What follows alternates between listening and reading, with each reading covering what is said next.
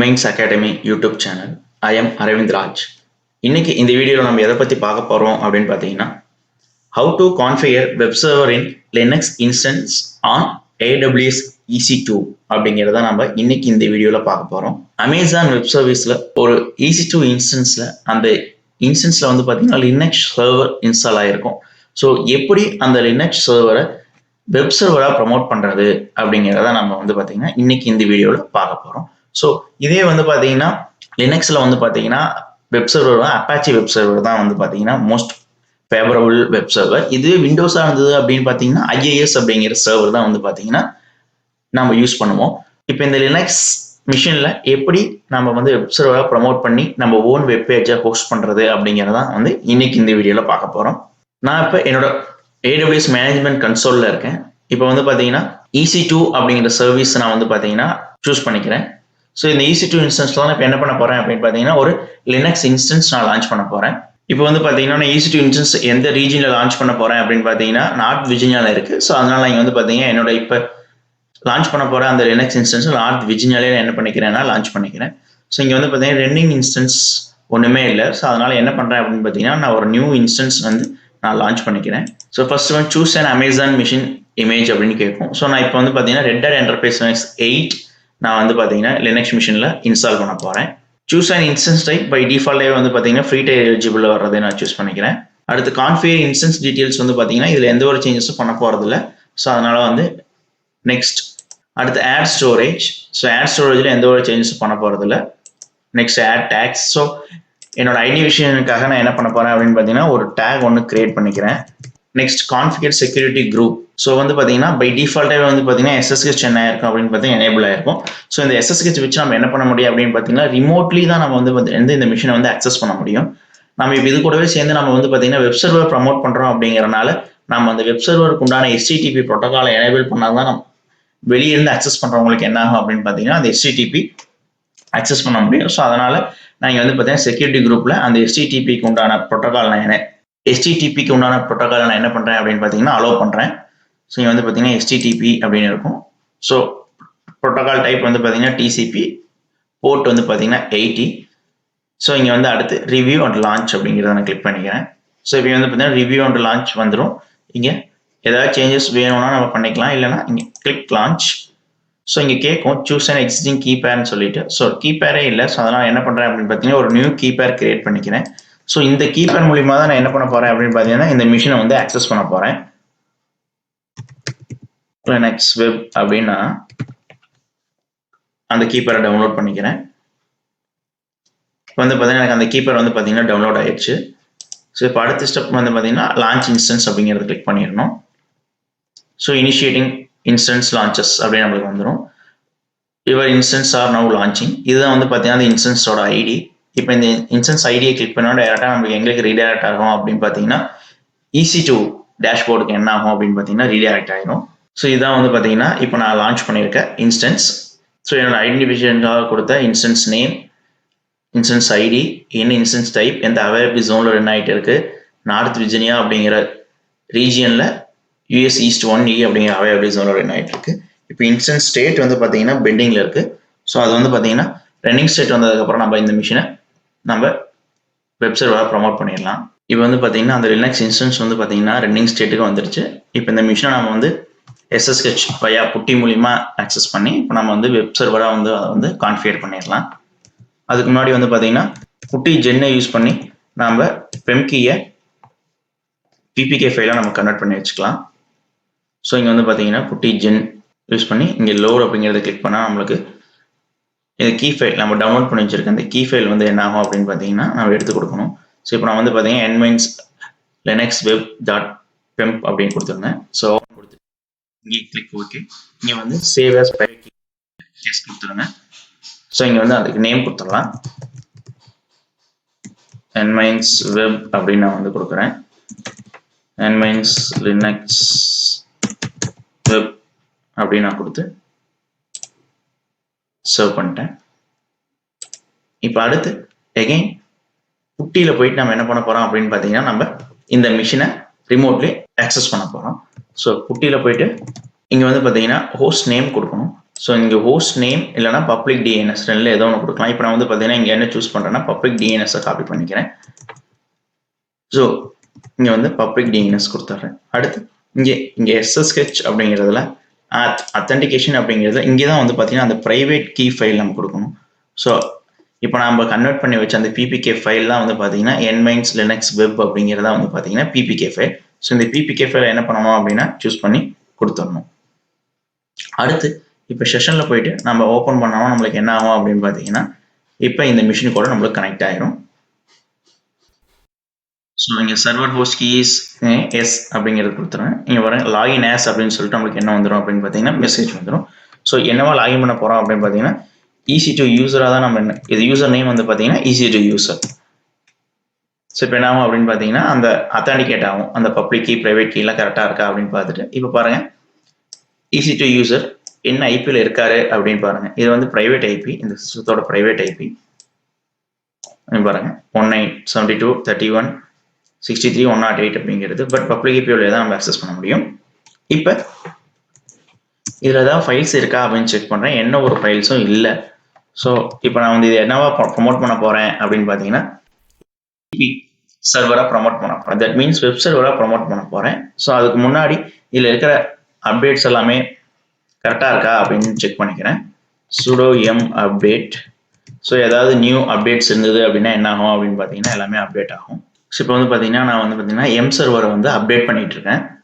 So இது update ஆனதுக்கப்புறம் நம்ம வெப் சர்வரை இன்ஸ்டால் பண்ணிடலாம். இப்போ வந்து பார்த்தீங்கன்னா எம் சர்வர் எனக்கு என்ன ஆயிடுச்சு அப்படின்னு பார்த்தீங்கன்னா அப்டேட் ஆயிடுச்சு. ஸோ இப்போ இந்த மிஷினில் வந்து பார்த்தீங்கன்னா நம்ம வெப் சர்வர் இன்ஸ்டால் பண்ணிடலாம். sudo m install httpd இதான் வந்து பார்த்தீங்கன்னா அந்த சர்வீஸ் நேம். ஸோ இப்போ வந்து பார்த்தீங்கன்னா total download size 2.0 MB, install file size 5.5.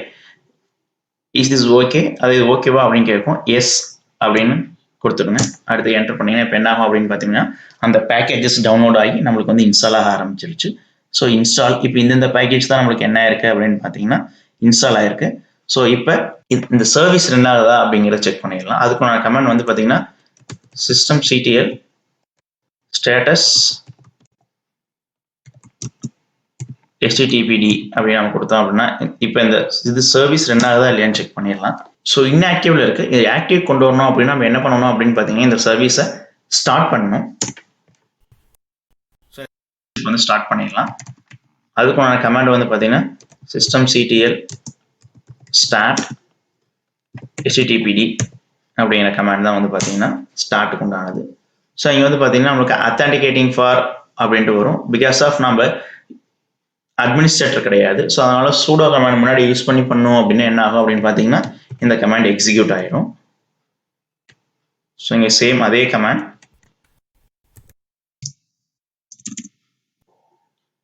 sudo. So இப்போ வந்து சேம் இப்போ ஸ்டேட்டஸில் போய் பார்த்தோன்னா நம்மளுக்கு என்ன ஆகும் அப்படின்னு பார்த்தீங்கன்னா ஆக்டிவ் ஆகிருக்கும். இப்போ பாருங்க ஆக்டிவ் ரன்னிங் ஸ்டேஜ் வந்துருச்சு. ஸோ இப்போ நம்ம என்ன பண்ணலாம் அப்படின்னு பார்த்தீங்கன்னா நம்ம வெப் சர்வராக நம்ம இன்ஸ்டால் பண்ணிட்டோம், ப்ரொமோட் பண்ணிட்டோம். இப்போ இந்த ஐபி அட்ரஸ் போட்டோம்னா நம்மளுக்கு என்ன ஆகும் அப்படின்னு பார்த்தீங்கன்னா ஒரு வெப் பேஜ் ஒன்று நம்மளுக்கு ஓப்பன் ஆகும். நம்ம செக் பண்ணிடலாம் ஒரு நியூ டேப்ல. இப்போ இந்த ஐபி அட்ரஸ் நான் போட்டு செக் பண்ணுறேன். இப்போ எனக்கு வந்து பார்த்தீங்கன்னா ஒரு new website, that means default website Red Hat Enterprise Linux test பேஜ்னு சொல்லிட்டு வந்திருக்கும். ஸோ இங்கே வந்து பாருங்க இந்த Red Hat Enterprise Linux என்னதான் யூஸ் பண்ணுவோம் அப்படின்னு பார்த்தீங்கன்னா அப்பாச்சி வெப் சர்வர் தான். ஸோ அதோட வெர்ஷன் வந்து பார்த்தீங்கன்னா 2.4. ஸோ இப்போ இந்த வெப் சர்வரை ப்ரொமோட் பண்ணதுக்கு அப்புறம் நம்மளுக்கு ஒரு டைரக்டரி ஒன்று கிரியேட் ஆயிரும். இங்கே பாருங்க var/www/html அப்படின்னு. ஸோ இதுக்குள்ள தான் வந்து பார்த்தீங்கன்னா இப்போ நம்ம நியூவாக ஒரு வெப் பேஜ் கிரியேட் பண்ணலாம். ஆல்ரெடி நம்ம கிரியேட் பண்ணியிருக்க வெப் பேஜை நம்ம வந்து இதில் வந்து என்ன பண்ணலாம் அப்படின்னு பார்த்தீங்கன்னா பிளேஸ் பண்ணலாம். ஸோ இது வந்து பார்த்தீங்கன்னா by default web page. So அதான் தெரியுது. இப்போ இந்த டைரக்டரிக்குள்ள ஏதாவது வெப் பேஜ் இருந்தது அப்படின்னா நம்மளுக்கு என்னதான் தெரியும் அப்படின்னு பார்த்தீங்கன்னா இந்த வெப் பேஜ் தான் நம்மளுக்கு வந்து வியூ ஆகும். ஒன்ஸ் அகைன் என்ன பண்ணுறேன் அப்படின்னு பார்த்தீங்கன்னா இந்த ஸ்டேட்டஸை இந்த சர்வீஸை நான் எனேபிள் பண்ணிக்கிறேன். இல்லைன்னா ரீஸ்டார்ட் பண்ணப்போ வந்து சப்போஸ் சிஸ்டம் ரீஸ்டார்ட் பண்ணோம்னா என்ன ஆகும்னா ஒவ்வொரு டைம் நம்ம என்ன பண்ணணும் அப்படின்னு பார்த்தீங்கன்னா ஸ்டார்ட் கொடுக்கணும். ஸோ அதனால எனேபிள் அப்படிங்கிறது கொடுத்துட்டேன் அப்படின்னா மிஷின் எத்தனை டைம் ரீஸ்டார்ட் ஆனாலும் ஆட்டோமேட்டிக்காக என்ன ஆகும் அப்படின்னு பார்த்தா இந்த சர்வீஸ் நம்மளுக்கு ரன் ஆக ஆரம்பிச்சிடும். இப்போ அந்த ஃபைலுக்குள்ள ஏதாவது இருக்கா அப்படின்னு நான் செக் பண்ணுறேன். ஏதாவது இருக்கா அப்படின்னு செக் பண்ணுறேன். இந்த டைரக்டரிக்குள்ள வந்து பார்த்தீங்கன்னா இப்போ எதுவுமே இல்லை. ஸோ அதனால தான் நம்மளுக்கு வந்து பார்த்தீங்கன்னா இப்போ பை டிஃபால்ட் வெப் பேஜ் என்ன ஆயிருக்கு அப்படின்னா நம்மளுக்கு கிரியேட் ஆயிருக்கு. இப்போ வந்து பார்த்தீங்கன்னா நம்ம வெப் சர்வரை இன்ஸ்டால் பண்ணதுக்கப்புறம் நம்மளுக்கு பை டிஃபால்ட் வெப் பேஜ் தான் நம்மளுக்கு வந்து என்ன ஆகுது அப்படின்னு பார்த்தீங்கன்னா வியூ ஆகுது. ஸோ அதுக்காக நான் என்ன பண்ணியிருக்கேன் அப்படின்னு பார்த்தீங்கன்னா எனக்காக நான் ஒரு ப்ரொஃபைல் வெப்சைட் நான் ஆல்ரெடி கிரியேட் பண்ணி வச்சிருக்கேன். இஃப் சப்போஸ் உங்ககிட்ட வேற ஏதாவது கோடிங் HTML கோடிங்கோ PHP கோடிங்கோ இருந்தது அப்படின்னா நீங்களும் அந்த கோடிங்கையும் என்ன பண்ணலாம் அப்படின்னு பார்த்தீங்கன்னா ரீப்ளேஸ் பண்ணலாம். ஸோ அந்த ஃபைல்ஸ் நான் எங்கே வச்சிருக்கேன் அப்படின்னு பார்த்தீங்கன்னா நான் EC2 யூசர்ஸ்குள்ளேயே மை டெமோ சைட்னு ஒரு டைரக்டரிக்குள்ள வந்து பார்த்தீங்கன்னா வச்சிருக்கேன். நான் ஃபைல்ஸை நான் உங்களுக்கு வியூ பண்ணி காமிச்சிடுறேன். மை டெமோ சைட் அப்படிங்கிறது வந்து பார்த்தீங்கன்னா இதுக்குள்ள தான் வந்து பார்த்தீங்கன்னா என்னோட வெப் பேஜுக்கு உண்டான எல்லா ஃபைல்ஸும் வந்து பார்த்தீங்கன்னா இங்கே தான் இருக்கு. ஸோ இப்போ இந்த ஃபைல்ஸ் எல்லாமே அந்த /war/ww/html அப்படிங்கிற பாத்தில் நான் காப்பி பண்ணிட்டேன் அப்படின்னா எனக்கு வந்து இப்போ இந்த கோடிங்ல என்ன வெப்பேஜ் நம்மளுக்கு இருக்கோ அந்த வெப்பேஜ் நம்மளுக்கு என்ன ஆகும் அப்படின்னு பார்த்தீங்கன்னா வியூ ஆகும். ஸோ அதுக்காக நான் இப்போ என்ன பண்ணுறேன் அப்படின்னு பார்த்தீங்கன்னா இந்த ஃபைல்ஸ் எல்லாமே வந்து பார்த்தீங்கன்னா /war/ww/html நான் இப்போ காப்பி பண்ணிடுறேன்.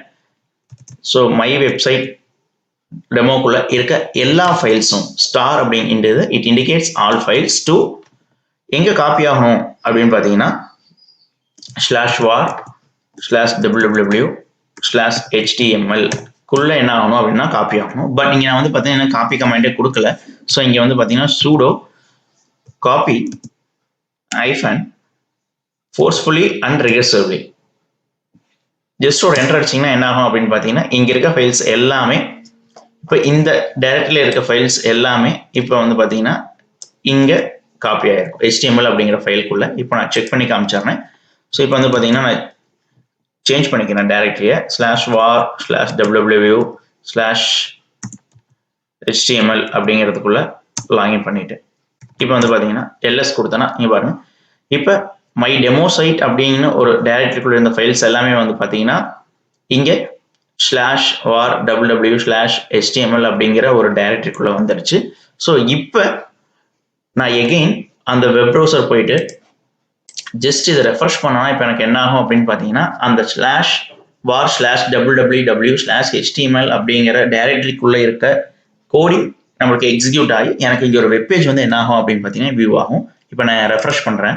ஸோ ரெஃப்ரெஷ் பண்ணோம்னா எனக்கு என்ன வரும் அப்படின்னு பார்த்தீங்கன்னா அங்கே நான் என்ன வெப்சைட் கோடிங் நான் பண்ணி வச்சிருந்தனோ அந்த கோடிங் கோடான அவுட்புட் வெப்சைட்டாக எனக்கு வந்து இங்கே வந்து என்ன ஆகும் அப்படின்னு பார்த்தீங்கன்னா வியூ ஆகும். ஸோ இங்கே பாருங்க இப்போ எனக்கு வந்து பார்த்தீங்கன்னா அந்த வெப்சைட் வந்து வியூ ஆகுது. இதுதான் நான் வந்து பார்த்தீங்கன்னா டிசைன் பண்ணி வச்சுட்டு இருக்கேன் என்னோட ஓன் வெப்சைட்.